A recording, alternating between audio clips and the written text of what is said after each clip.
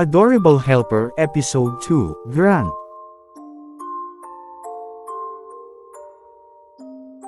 Maybe I have the right to harbor resentment over what I learned about that person. This is too much. Our house has 2 bedrooms. My sibling slept with my parents in their room, at ang supposed to be na kwarto ko naman ay may makakasama ako. At sa tao na dinampot lang pala nila sa kung saan. Naiinis nga ako I never see this guy before sa video call, pero nakikitira pala siya sa amin. Tapos naniwala sila sa kwento ng tao na ito noong madampot lang nila ang palaboy na ito. Oo, palaboy. Palaboy na binigyan nila kaagad-agad ng puwang sa bahay na ito. Now I see kaya siya masiyadong pabibo. Sapagkat ulila na daw si palaboy sa ina at kamag-anak na nasa malalayong lugar. Tumulong ang magulang ko sa kanya kasi gusto daw makapag-ipon ni palaboy para bamiyahe at hanapin ang tatay niya na siyang huli daw nitong pag-asa. At sa pamamagitan ng karinderya namin ay naging opportunity ito for him. Wow, parang teleserye ang script na ginawa nitong palaboy na ito Naniniwala talaga sila sa taong iyan. Duda ako, he might be a bad person. Sa panahon ngayon uso na ang mga opportunista. Sa tingin ko kasi ay parang mapangsamantala iyang palaboy na iyan at parang hindi mapagkakatiwalaan. Maawa ka naman kay Grant anak. Napakabait naman niya at masipag. Sabi pa ni Papa. Napatango-tango naman ako kasi sina Papa na iyan Pero huwag medyo expect sa akin iyang palaboy na iyan. Siyempre bilang hindi ko siya gusto. Aba, pabor ako sa gusto niyang mangyari na sa sahig siya matutulog ng kwarto. Alangan namang tabihan pa niya ako. Suck. Nabulabog ko pa tuloy sina Mama at Papa. After nila ako kausapin bumalik na kami sa pagtulog. Ilang oras na naman kasi gigising daw sila para magluto na ng mga menu sa karinderya. Pasensya ka na Zoan, kung nabigla kita kanina. Nakita kasi naming pagod na pagod ka at ayaw din naman kitang bulabugin pa. Pasensya ka na talaga kung tinabihan kita sa pagtulo, salita ni Palaboy sa akin noong mahiga na kami na pinutol ko. Matulog na tayo, saad ko tapos nanahimik naman siya. Sinilip ko siya ng pa-impol noong makita ko na mangiyak-ngiyak siya. To be honest lang naaawa din naman talaga ako sa kanya pero ewan ko ba. Hindi lang siguro ako yung taong mabilis magtiwala. At syempre nakakaramdam din ako ng selos sa mga nakikita ko na good treatment sa kanya. Samantala, kinabukasan tinanghali na ako ng gising. Hindi na gumising yung diwa ko para man lang sana makatulong sa pagluluto. Gumising ako na si Palaboy lang ang nakita ko na abala para kumuha ng ilang gamit at halos paalis na rin kung hindi lang ako nakita at sinabi sa akin na nasa karinderya na si Mama at si Papa naman ay pumasok na sa trabaho niya.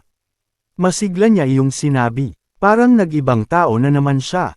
Energetic na naman masyado. Napakamot tuloy talaga ako sa ulo ko sa fact naman na hindi ako nakatulong. Sasama ako, maliligo at magbibihis lang ako. Sabi ko saka naman ngumiti si Grant at tumango-tango sa akin. Pakibilasan na lang baka nahihirapan na si tita doon, turan pa niya sa akin. Ngumiti na naman siya at nanliliit ang mata.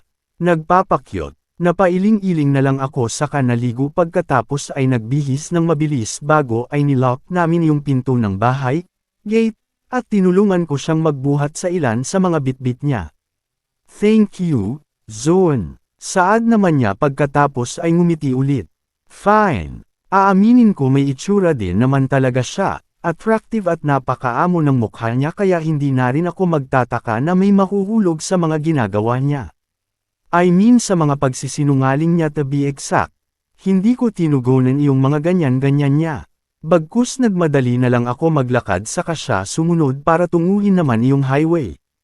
Medyo malayo-layo ng konti pero hindi na kailangang sumakay pa ng tricycle.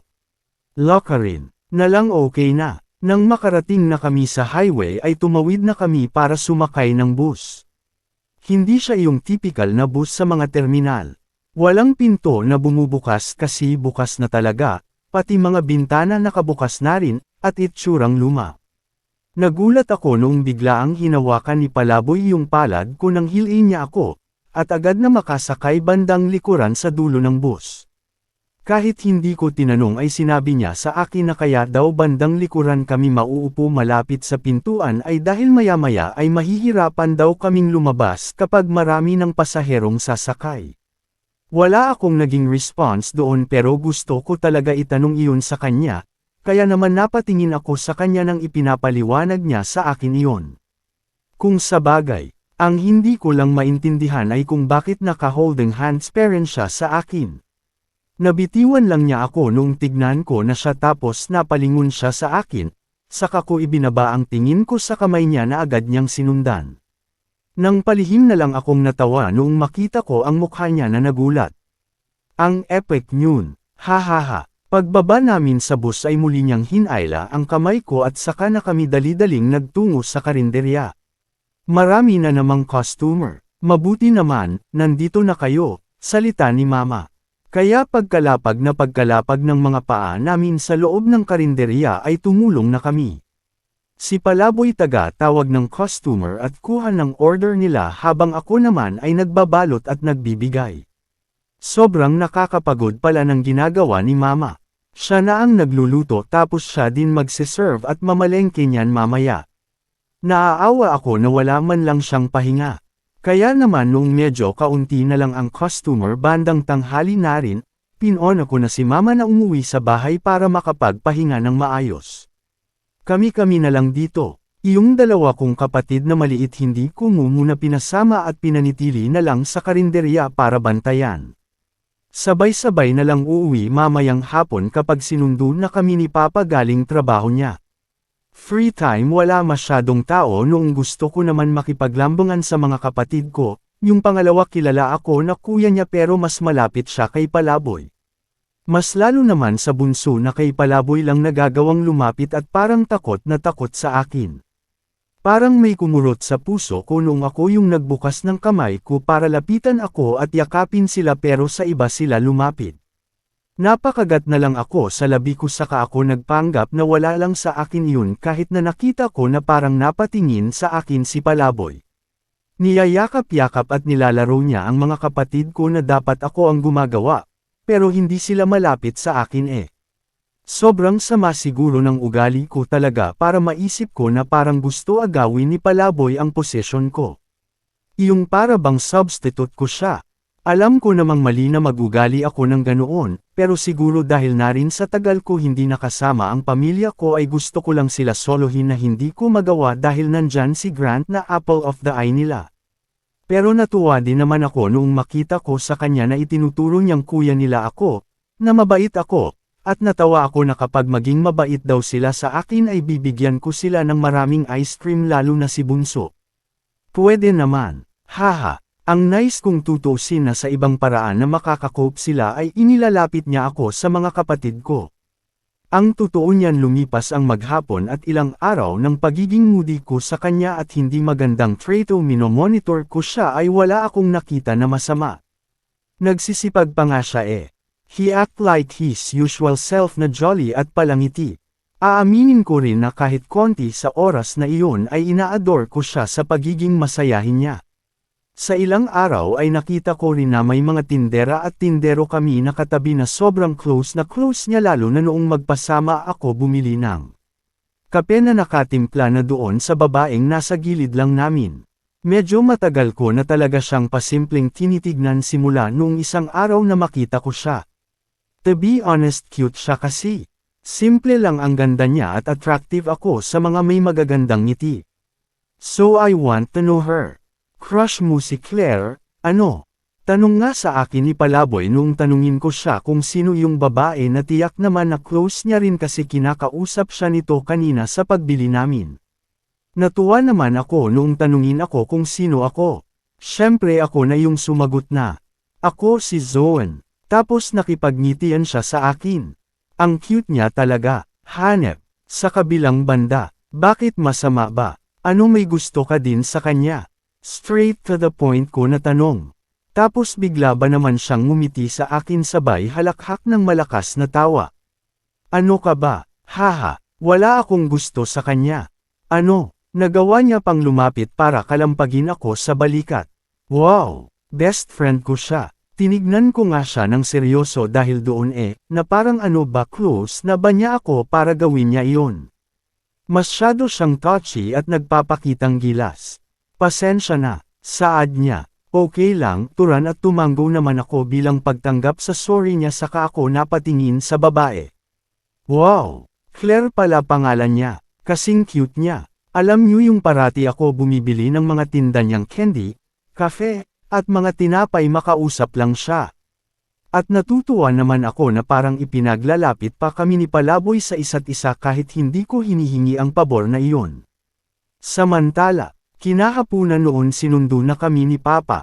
Hinintay na lang talaga namin siya dumating maaga kasi kami nagligpit ng lagayan ng ulam at ilan pa kanina kaya sinasakay na lang namin sa sasakyan iyong mga gamit. Nang napapatingin ako at sinusundan ng mata ko si Palaboy. May nangyari kasi kanina na hindi maganda at sa kanya ako tinulungan pero ang inasto ko ay nagalit pa sa kanya. Gusto ko humingi ng sorry. Bandang alas 12:30 kasi may pa-order na ulam na dapat ihatid sa isang compound sa loob ng kumpanya na nakatayo malapit sa karinderya sa kabilang highway. Pinasabi na rin sa akin ni Mama ang tungkol dito na mag-reserve ng mga ulam ayon sa listahan na inabot niya sa akin. Iyon na nga tumawag na yung customer kaya naman dali-dali akong kumilos na may pag-iingat pero dahil sa hindi talaga maiiwasan ang mga tipo ng aksidente ay muntik na ako mahadjep ng isang van noong tumawid na ako. Halos mamuti ako saka humiwalay ang kaluluwa ko at sobrang takot na takot ako noong biglaang may humawak sa magkabilaang balikat ko saka ako niyakap at hinayla pa atros.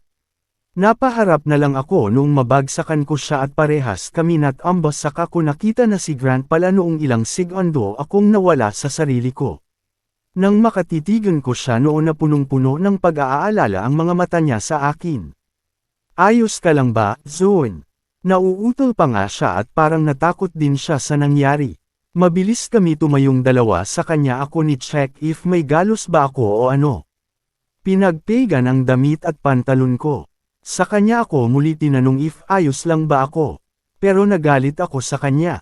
Nagalit ako noong manlaki na lang ang mata ko sa gulat noong makita ko na tumilapon na ang ulam sa kalsada at nagkalat na doon.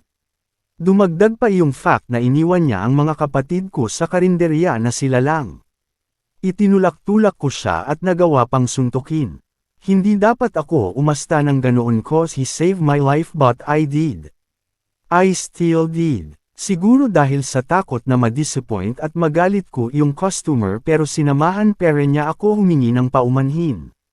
Nagagalit na sa akin yung mga customer na may order pero noong siya ang magsalita ay naging okay ang lahat.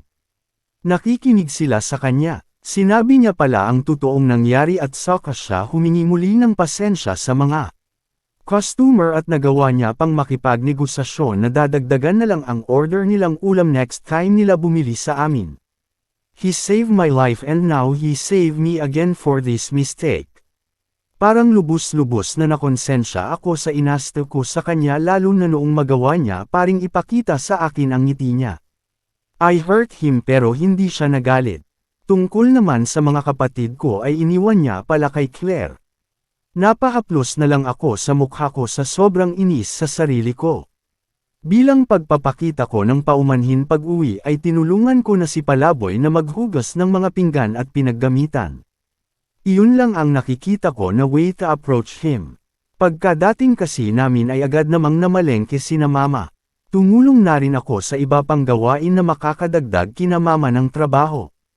After matapos ang lahat sumilip muna ako sa mga kapatid ko na pagod kakalaro sa karinderya kaya tulog.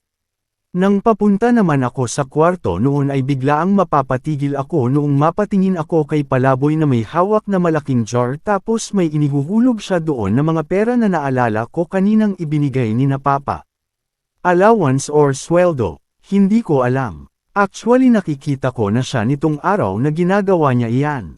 Sa tingin ko nag-iipon siya at may kinalaman doon ang paghahanap niya sa tatay niya. Pero ang higit na mas nakapukaw ng pansin ko ay yung maluha-luha niyang mata.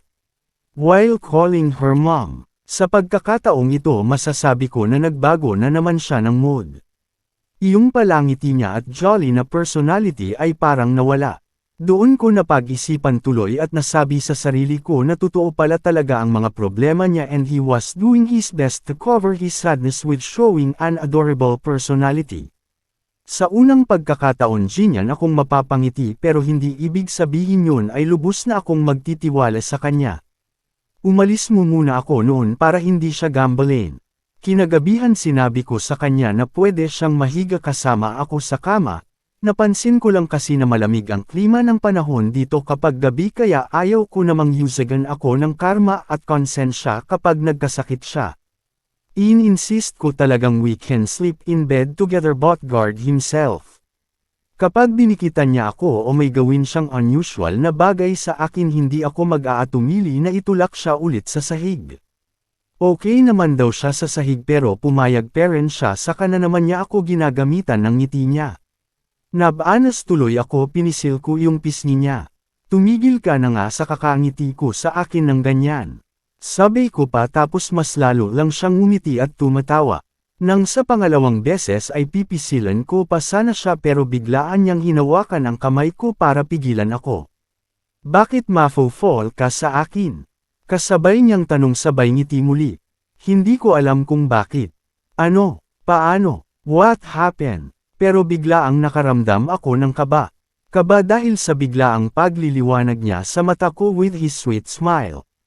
Mabilis na tumibok ang puso ko, saka ko inagaw ang kamay ko sa pagkakahawak niya at kinuha ang kumot ko para mahiga at pumikit. Good night. Matulog na tayo. Gisingin mo sana ako bukas para tumulong kay mama. Salita ko. Walang problema iyon, Zoon. Turan naman niya tapos narinig ko siyang napabuntong hininga bago muli ay nagsalita.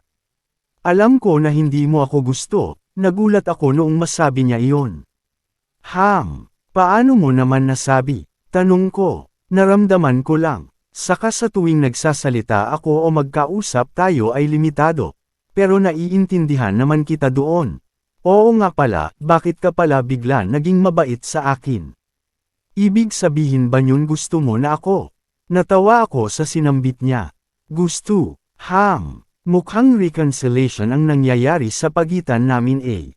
By the way, sorry kung napagbuntunan kita ng frustration ko. You save me, you always nice on me, pero parati akong pinapanganuhan ng selos at pagtingin ko sa iyo ng masama. Saad ko na sa wakas ay nasambit ko din, kaya naman naghintay ako ng response sa kanya. Iyon naman pala nakatulog na siya. Napaupo ako sa higa noong silipin ko siya at pagmasdan ang mukha niya na tulog na. I think, mali talaga ako ng impression tungkol sa iyo. Napakagat ako sa labi ko. Dahil paano nga ba magiging masamang tao at hindi katiwa-tiwala ang tulad mo na may maamong mukha, magandang ngiti, at adorable personality. Palaboy este gran.